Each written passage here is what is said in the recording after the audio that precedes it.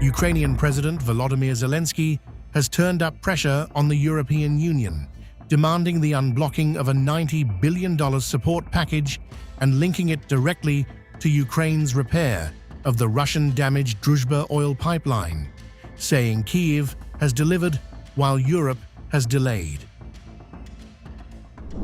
I wish you good health, fellow Ukrainians. I just spoke with Chancellor Merz, and earlier today I also held calls with President Costa of the European Council and President of the European Commission, Ursula von der Leyen.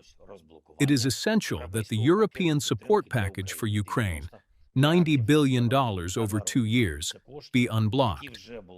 These funds had already been approved by the European Council, but were blocked. There can be no grounds for blocking it anymore.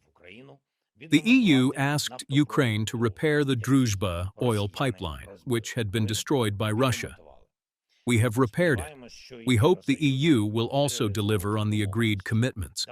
There has also been no progress for a long time on new sanctions against Russia over this war, which is particularly unhelpful when the United States is easing restrictions.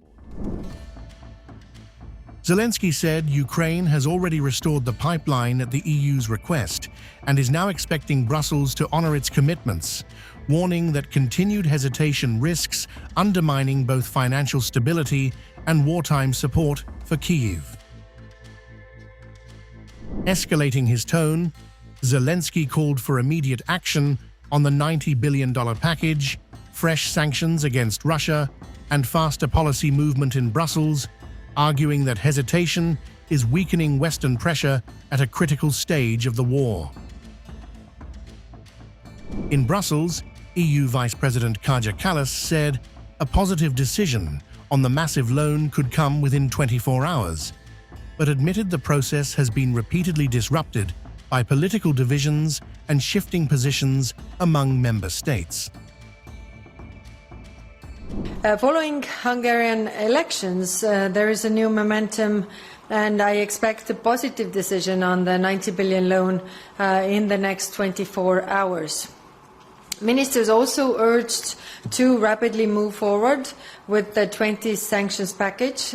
We should also revisit long-blocked decisions, including opening negotiation clusters with Ukraine, also the European Peace Facility Weapons Fund. Also, we should revisit sanctions that have been on the table and not agreed before, but also we should move on with the new sanctions package.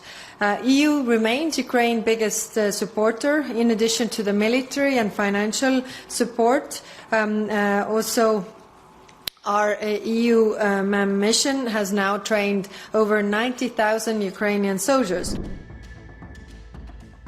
Kallas insisted the EU remains Ukraine's biggest backer and vowed to accelerate sanctions on Russia, calling the current sanctions package long overdue as internal disagreements continue to test Europe's unity under growing wartime pressure.